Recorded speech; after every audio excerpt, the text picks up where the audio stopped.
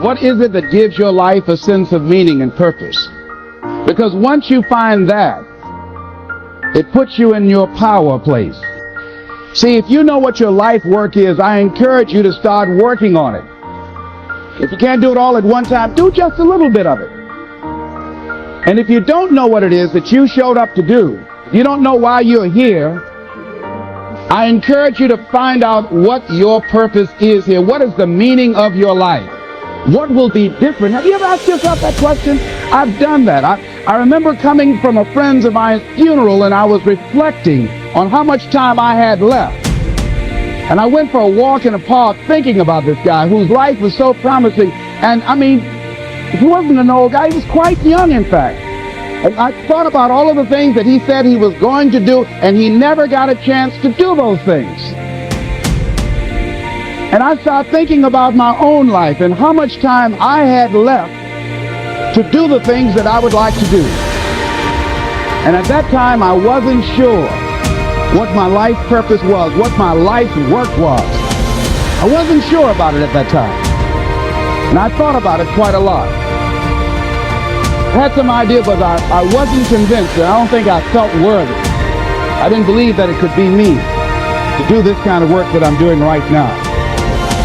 And I say to you that if you begin to take a conscious effort to find out what it is that you're supposed to do, I say that it can literally save your life.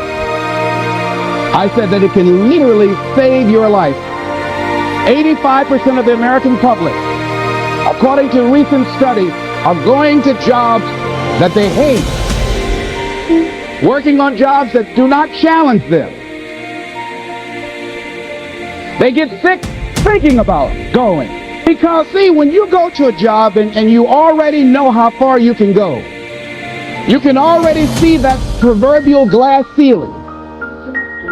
See, when you're going someplace and you already know how much you're going to make, you already know how far you can go, you're in a tight-end position. It erodes your self-esteem.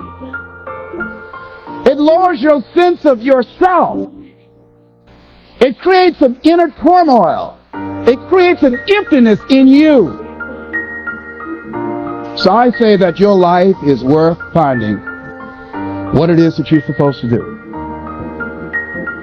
And I'm not saying quit your job. I'm saying find it and do just a little bit of it. Just start working at it just a little bit. But do find out what your work is and hold on to it, and don't let your dream go. Don't let it go. See, and here's something else I want you to begin to look at. Why is it that most people don't pursue their dreams or don't do better than what they're doing if they're capable of doing it? I think that many of us don't go the next step because we don't know what to do yet. And I say that the reason that we don't even explore the possibility of what to do is because subconsciously we don't believe that it can happen for us, and we don't believe that we deserve it. So here's what I'm suggesting. How much time do you spend working on you? How much time do you spend every day working on your dream? In the last 90 days, how many books have you read? In the last year, what new skill or knowledge have you acquired? What kind of investment have you made in you? So I'm saying that as you begin to look at where you want to go, if you want to make it today, and things are changing so fast you have to literally run to stand still, I'm saying that you've got to make some conscious effort to begin to work to develop you. Here's something else. Most people are not living their dreams because of fear, ladies and gentlemen. Fear, limited vision, and lack of self-esteem is what keep most people doing things they don't want to do. The same reason that people stay in relationships where they're abused or they're unhappy or it's unfulfilling, they can't see themselves beyond that relationship. They can't see themselves enjoying life without that person. They think that this is all that they can do. The same reason that people get stuck at a certain level in life. They can't see things being better for them. And they think that this is it and this is all they deserve. This is all they've ever seen. It's been passed on to them. And they think that this is it for them.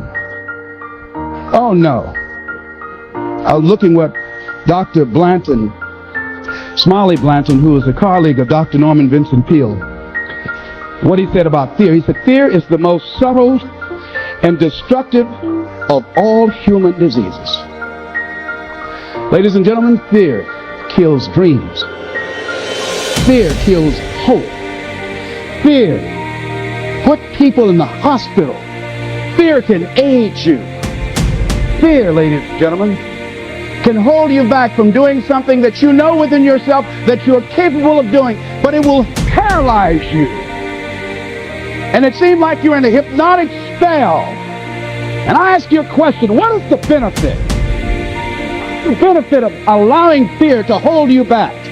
What's the benefit of giving up on yourself, of not stepping out on life and taking life on? What is the benefit for you? What's the plus in that? It's one of the things I had to ask myself. So I didn't want to make any mistakes. I wanted everybody to like me. I wanted to be perfect the first time I did something. It's not going to happen. You're going to make some mistakes. You're going to hurt some folks' feelings. You're going to create some enemies whenever you decide that you want to begin to take life on. You've got to ask yourself, how long am I going to allow this to hold me back? I like what Zig Ziglar says. He said, fear is false evidence appearing real. That is an illusion that we create in our mind. It is a state of mind that can be changed. So let's look at how we can begin to take some steps to restructure that fear, to begin to expand our visions of ourselves, to begin to increase our self-esteem. Webster said that self-esteem means confidence and satisfaction in oneself. Look at your life right now. Whatever you've done up to this point in time, your life is working. Whatever you have produced, it came out of you as a result of the kind of person that you have become. As a result of your choices, it's a result of your consciousness.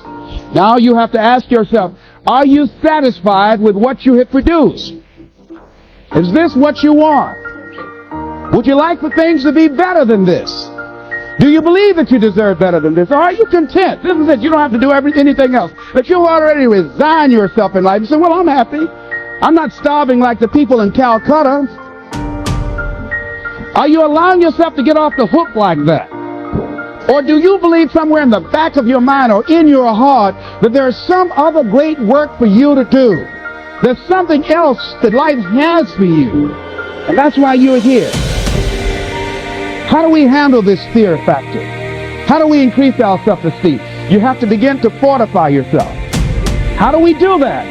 I believe that you have to begin to consciously monitor your inner conversation and start talking to yourself. Start building yourself up. Sometimes the only good things you will hear about you are the things that you say to you. So I'm saying learn to be your own booster. Start building yourself up. Start encouraging yourself. Start saying, I can do this. I can make this happen. When I started thinking about becoming a speaker, I said, yes, I can do this. I can make this happen. When I start trying to convince myself I can be a businessman after flopping and failing and losing thousands of dollars and feeling stupid and dumb and having people take advantage of me because of what I didn't know, I had to talk to myself because people were saying to me that I was dumb. And somewhere in the back of my mind, I was saying, you're right, look at what I've done. I had to say, no, Les. Hey, come on, man, get yourself together. You can handle this, you just haven't figured it out yet. It's all right, this is your training period. This is the tuition you have to pay for what you don't know.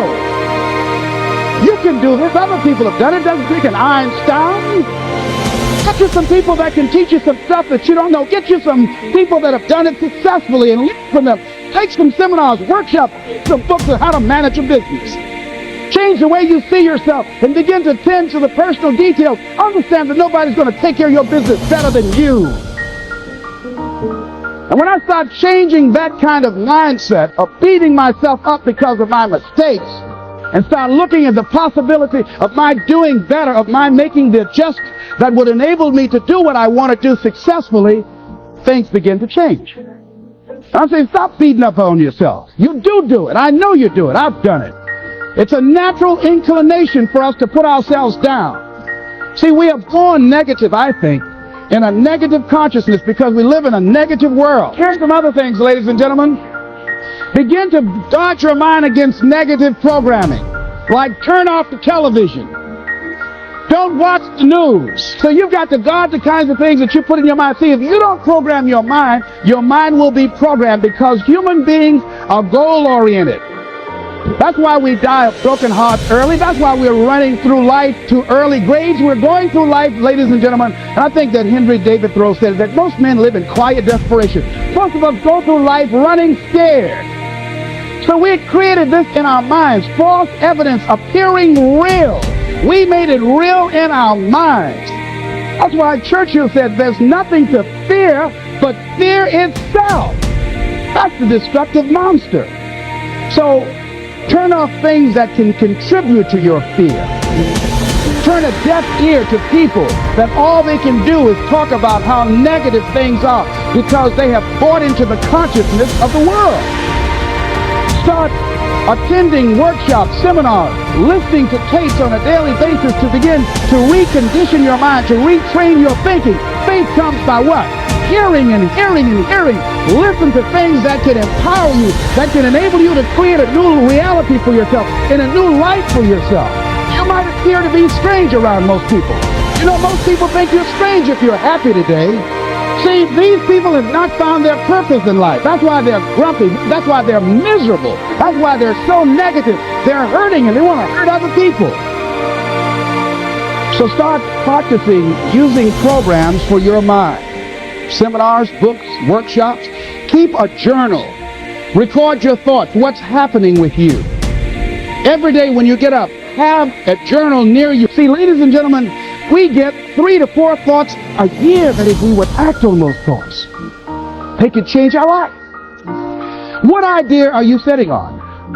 Write your ideas down. And then, once you get that idea, take the leap. Take the leap. See, it's out here in the universe. If you don't take the plunge, I guarantee you, somebody else will. Take the plunge. Go into action. And ladies and gentlemen, you will be surprised how things will come together. You'll be surprised. Now, you're going to have some difficult challenges. I can tell you that now. Be aware of that. Things are not going to work out exactly right. For a time they will, sometimes. And that's when life is just playing a game with you. I want you to feel good and relax. But ladies and gentlemen, go into action with your dream. And don't avoid where the fights are. Get in the midst of the fight. Get knocked down so you can learn how to fight, so you can hold your position. See, most people don't get out in the arena of life because they don't want to fight. Most people don't get out there because they don't want to get knocked down. They don't want to be dropped to their knees. But see, you're going to be dropped whether you're on the field or whether or not you're sitting on the sidelines. You're going to be dropped. So at least get dropped for something. See, this is how most people are spectators in life. You don't want to be a spectator. You want to get out in the field where the action is. And you will be amazed. After the struggle, there will be a calm period and things will begin to click for you.